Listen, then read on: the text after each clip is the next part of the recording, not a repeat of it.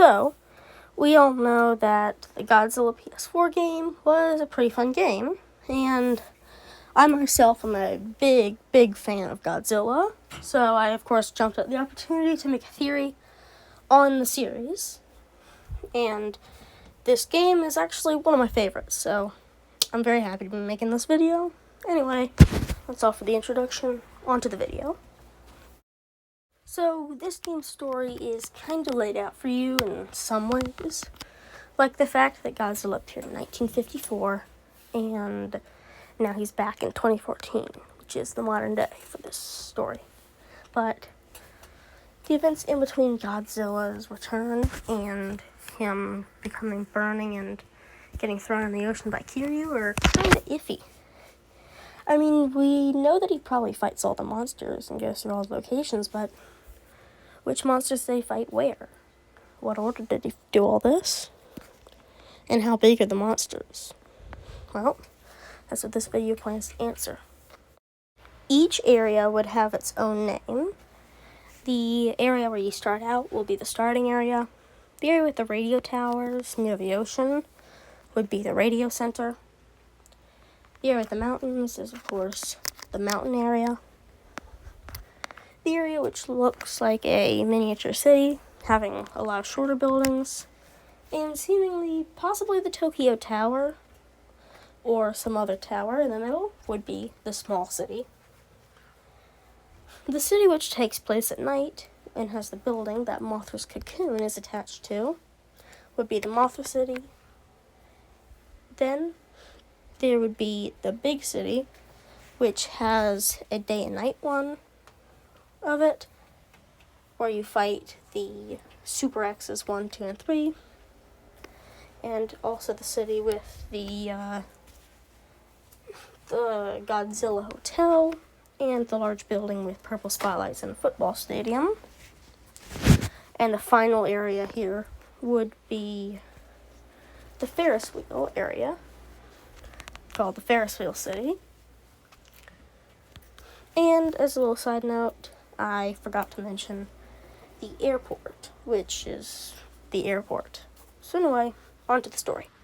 So our story begins in the starting zone with Godzilla, who's recently come out of the water and destroys the generator.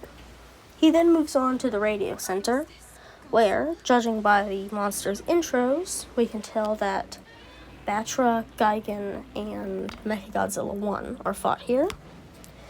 Then, moving on to the mountain areas, he'd probably fight Showa Godzilla around this area, and would also, due to the backgrounds, fight Hedorah, Jet Jaguar, Mechagodzilla 2, Biollante, and, likely as the final boss in a way of this area, Space Godzilla. Moving on, we'd then fight more monsters in the small city, fighting Mothra larva, Rodan, and Anguirus. Rodan even lands on one of these buildings in his intro, and Mothra appears seemingly close to a city, likely being transported in that large egg that she had just from. Then, we'd move on to the Mothra City, where, due to the fact that they are both large moths, and both their intros take place at night, Batra and Mothra's imago forms would be fought here, with Mothra's even appearing on this building, that is the prominent centerpiece of this level. Finally, we would have Ghidorah and Mechaghidorah appear on the big city during daytime. Once it turns nighttime in the big city, however, the Super X's would then be fought. And now, moving on to the Ferris Wheel City, the humans would be at their last stand. At nighttime in the city, they would put out Super Mechagodzilla, who is likely a very powerful mech, very difficult for Godzilla to deal with, only to be defeated. So, Kiryu would be put out alongside Gotengo around dawn. As the day would be rising, Godzilla would defeat the two, and move on to the airport, where he'd have his final battle with the Super X3, Legendary Godzilla, and then destroy him while he's burning for him. Then finally, the game's ending would take place, and yeah, that's the full story. Feel free to add anything in the comments below, say stuff that I missed, propose your own theories. I welcome all that. Anyways, it's been a great time making this video. See ya.